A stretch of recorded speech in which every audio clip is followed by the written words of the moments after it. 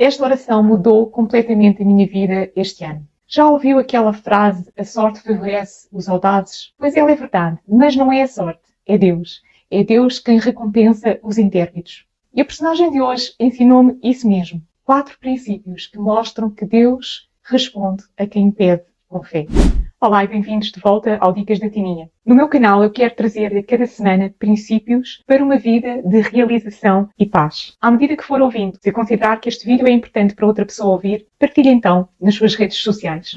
Embora o autor seja incerto, a tradição judaica afirma que Crónicas, inicialmente um único livro e depois dividido em 2 livros, foi escrito por Esdras entre os anos de 450 e 435 a.C., com a intenção de resgatar a adoração a Deus após o exílio dos judeus no cativeiro babilónico. Com esse objetivo, o autor resgata a história do seu povo de uma forma diferente do que os livros de 1ª e de 2ª de Reis. Ele analisa principalmente a história sagrada eclesiástica. E ao relatar os eventos após a divisão do reino em 930 a.C., Esdras concentra-se no reino do sul, o reino de Judá, onde tinham ficado apenas 2 tribos, Judá e Benjamim.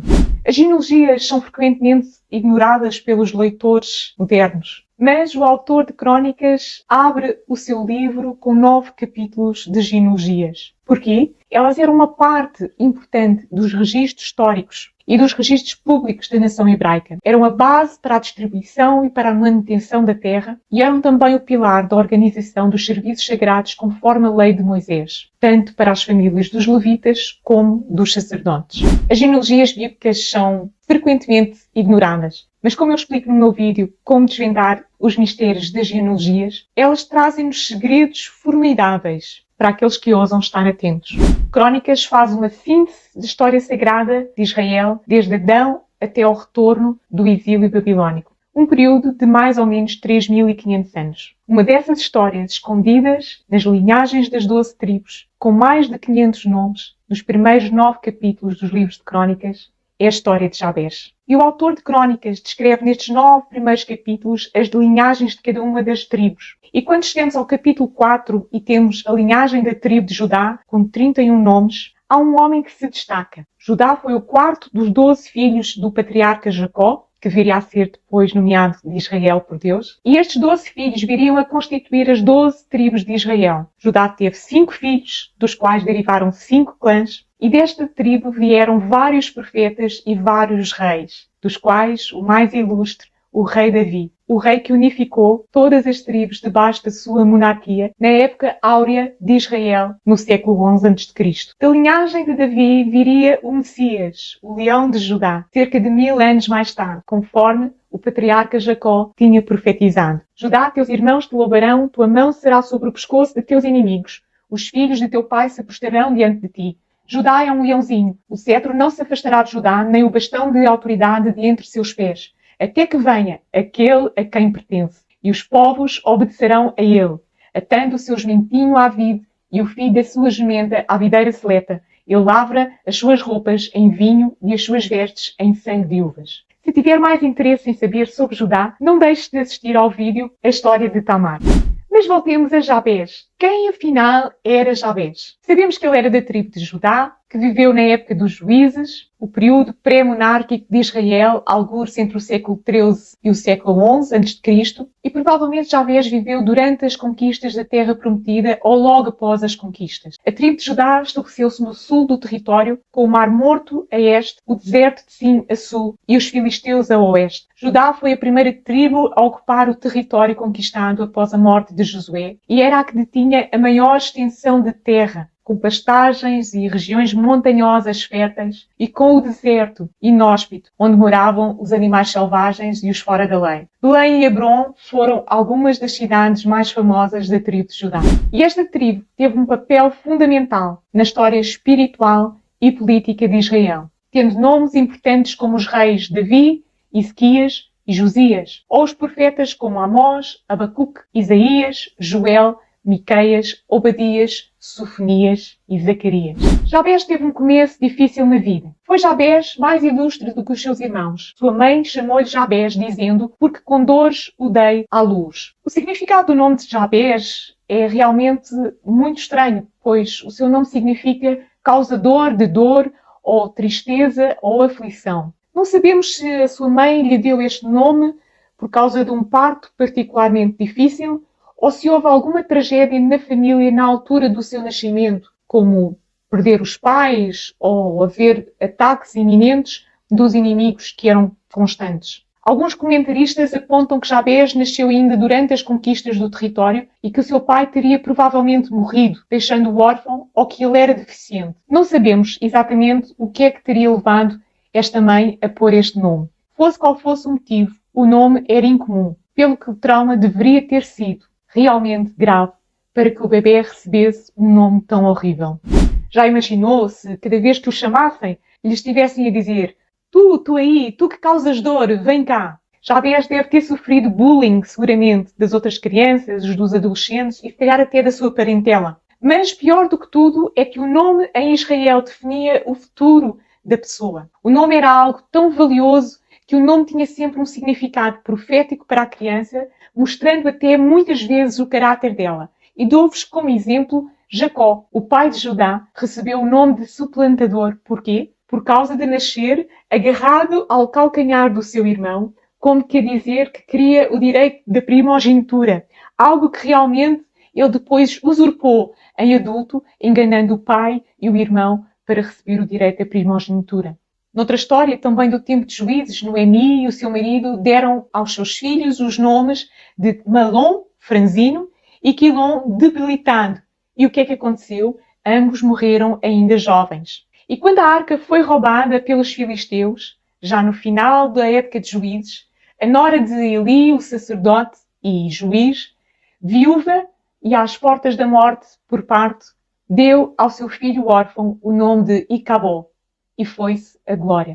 Por isso os israelitas sabiam que o nome não só era algo muito sério, algo com um peso profético, algo que muitas vezes determinava o caráter da criança, mas algo que influenciava todo o seu futuro. Se você está à espera de um bebê, tome este conselho. Seja sábia na escolha do nome da sua criança. Escolha um nome que seja uma bênção e não uma maldição para o seu filho ou a sua filha.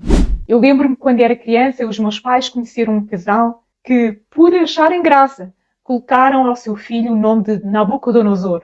O significado de Nabucodonosor é este, que Nabu, que é um deus sumério, protege as fronteiras. Além de eles estarem a honrar uma divindade pagã, se calhar até sem o saberem, ninguém conseguia pronunciar este nome, Nabucodonosor. Então o coitado começou a ser apelidado de Nabo. Já imaginou a humilhação que aquela criança deve ter passado, até como adolescente e mais tarde como adulto? Jabés deveria de estar cansado de um destino amaldiçoado e de ser humilhado durante toda a sua vida. A Bíblia conta-nos aqui em 1 de Crônicas 4 que ele clamou a Deus. Há um desespero, um clamor por socorro. Há uma urgência na sua oração para que Deus mudasse a sua sorte e a sua vida. Se lermos a oração de Jabé em diferentes versões bíblicas, vamos descobrir algo muito curioso sobre o seu caráter. Por exemplo, a versão Almeida Revista e Corrigida diz que ele foi o mais ilustre dos seus irmãos. Já a NVI, a nova versão internacional, traduz o termo ilustre como honrado.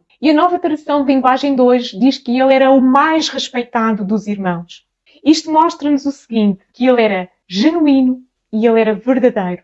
Dentro deste homem havia honra e um desejo de ser melhor, um desejo de ultrapassar a mediocridade a que ele estava sujeito. O desejo do seu coração era viver uma vida de retidão que honrasse o nome de Deus. Por isso é que ele se destacou da sua parentela, a ponto do cronista destas genealogias das tribos interromper a listagem dos nomes e destacar este homem. Como que nos dizer, mas no meio de todos estes nomes destes clãs e das tribos, houve um homem que se destacou. Os 4 pedidos da sua simples oração mudaram completamente a sua história. E estes 4 pedidos, se nós entendermos os princípios espirituais e a unção que estão por detrás deles, podem também mudar a sua e a minha história. E vamos ver como. Jabez invocou o Deus de Israel, dizendo: Oh, tomara que me abençoes e me alargues as fronteiras, que seja comigo a tua mão e me preserves do mal, de modo que não me sobrevenha a aflição. E Deus lhe concedeu o que lhe tinha pedido. A Bíblia não diz como é que Deus lhe concedeu o que ele lhe tinha pedido, nem quanto tempo demorou a este pedido ser concedido. Eu acredito que deve ter sido um processo e, além disso, deve ter sido algo que o acompanhou durante toda a sua vida.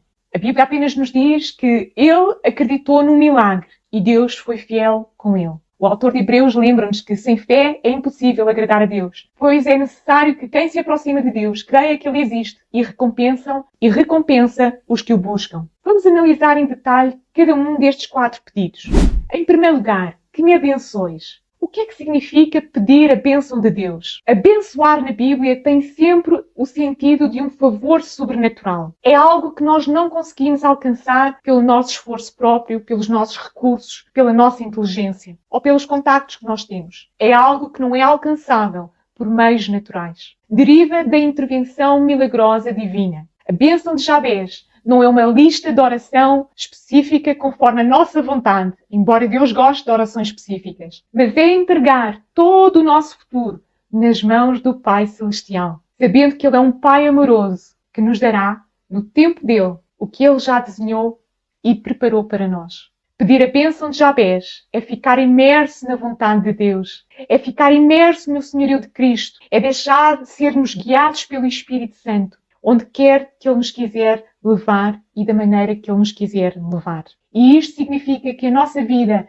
não é egocentrista. Nós não pedimos bênçãos só para engordarmos e ficarmos no sofá a nadar em bens materiais e comodamente resfaltados sem contribuir para nada nem ninguém. Nós pedimos bênçãos para abençoar os outros. Abençoamos os outros, tornando-nos um canal de unção de Deus na terra. O que nós recebemos, nós também damos liberalmente. Veja o que diz o apóstolo acerca dos pedidos que nós fazemos a Deus. Vocês cobiçam e nada têm. Matam e sentem inveja, mas nada podem obter. Vivem a lutar e a fazer guerras. Nada têm porque não pedem. Pedem e não recebem, porque pedem mal, para esbanjarem em seus prazeres. Então, o apóstolo está aqui a avisar-nos de algo extremamente grave e importante. Porque é que muitas vezes as nossas orações não são respondidas? Porque nós ou não pedimos, ou porque pedimos mal. Pedimos com a intenção egoísta de sermos apenas nós abençoados, sem termos em conta o reino espiritual e trazer o reino de Deus à terra. O segredo da bênção de Jabez está aqui.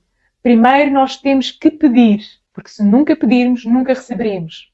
E depois nós temos que pedir bem. Pedir com o objetivo de ser abençoado, mas para abençoar.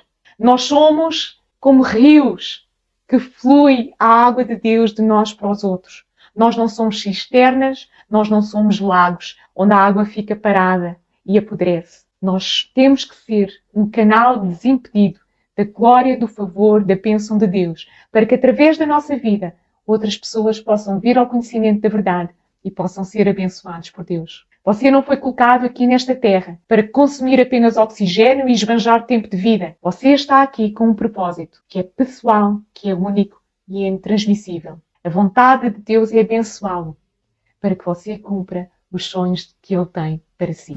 E o segundo pedido, que me alargues as fronteiras. Fronteiras significava para Jabez terra, porque na altura terra era o mais importante. Ao fim e ao cabo, ele era um agricultor. Mas na verdade, ele estava a pedir era mais trabalho. Bruce Wilkinson põe o que ele pediu desta forma que eu achei linda.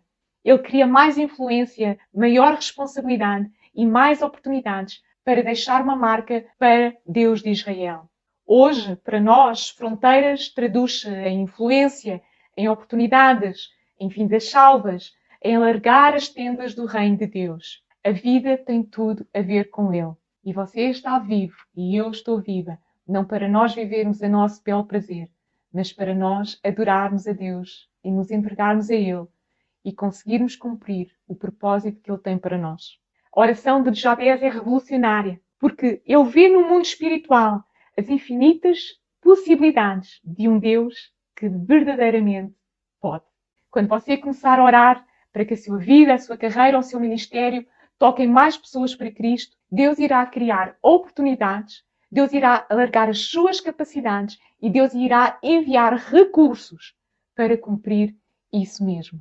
Alargar as fronteiras. Independentemente de qual é a sua vocação, o ministério da reconciliação, de levarmos o mundo aos pés de Cristo, é dado a todos os cristãos, sejam eles ordenados ou não. Todos nós somos chamados a fazer a obra de Deus aqui na Terra, porque Deus é especialista em pegar em pessoas comuns, como você e eu, e cumprir a sua obra sobrenatural através de pessoas comuns, como você e eu. O que é preciso? Apenas a nossa disposição. A matemática de Deus é muito simples. A nossa disposição, mais o poder sobrenatural de Deus, tem como resultado fronteiras alargadas. E o terceiro pedido é este: que seja comigo a tua mão. Jabez sabia que com fronteiras alargadas viriam novos desafios, os desafios de as manter. Por isso ele precisava da proteção divina. Naquela altura era proteção de inimigos reais, de inimigos que rondavam constantemente o povo ali na Terra Prometida. Da mesma maneira também nós precisamos que Deus nos proteja, para que tudo aquilo que Ele vai entregar na nossa mão continue a florescer.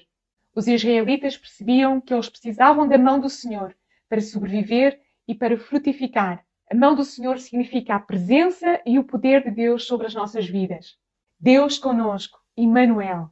Na nova aliança, a mão do Senhor refere-se ao poder do Espírito Santo que habita dentro de nós, que nos capacita para vivermos e para vivermos bem, cheios de Deus. Quantas vezes nós oramos: Senhor, coloca sobre mim a tua mão e enche-me do teu Espírito. A nossa dependência de Deus é a nossa melhor estratégia para o sucesso. E o último e quarto pedido é este: que me livres do mal, para que não me sobrevenha aflição. Jabez compreendia que a terra prometida estava rodeada de inimigos. Quanto mais nós caminhamos junto a Deus, mais nos tornamos um alvo do inimigo das nossas almas. Uma vida de sucesso tem um incremento de vários perigos: independência de Deus, arrogância, distrações e oposições são alguns deles. A estratégia mais eficiente contra o mal é orar para que o Deus dos exércitos, o Senhor dos senhores, o Rei dos reis, mantenha o inimigo afastado de nós. Se reparar, foi exatamente isso que Jesus ensinou os seus discípulos na oração do Pai Nosso. E não nos deixes cair em tentação, mas livra-nos do mal. A arena da tentação é território do inimigo. Por isso, não se coloque em situações perigosas. Conheça os seus limites. Conheça as suas fraquezas. Tenha alguém a quem você reporta sobre a sua vida espiritual e esteja preparado para o dia mau, pois ele virá. Em resumo, Jabez teve a ousadia de pedir e isso chamou a atenção de Deus. Apesar do seu começo difícil na vida, ele foi mais longe do que todos. Mas ele entendeu que para ser mais ilustre do que os irmãos, ele teria que abandonar o comodismo e a mediocridade. O meu desafio para si e para mim neste ano é que nós possamos fazer esta oração todos os dias, com a atitude certa, e Deus irá mudar a nossa vida. Amém? Vamos orar agora? Ó Senhor, eu entrego a Ti a minha vida e eu te peço que me abençoes com os Teus sonhos, que alargues as minhas fronteiras, as fronteiras da minha influência, para eu cumprir a Tua chamada para mim. Que seja comigo a Tua mão poderosa e me protejas do mal, de modo que não me sobrevenha a aflição. No nome de Jesus. Amém. Se achou que este vídeo o inspirou, então subscreva o canal, deixe o seu gosto, o seu comentário. Não se esqueça de ver outros heróis na série Heróis da Fé e diga-me qual é o seu herói favorito. Até ao próximo sábado e lembre-se, sinta-se amado, porque Deus o ama.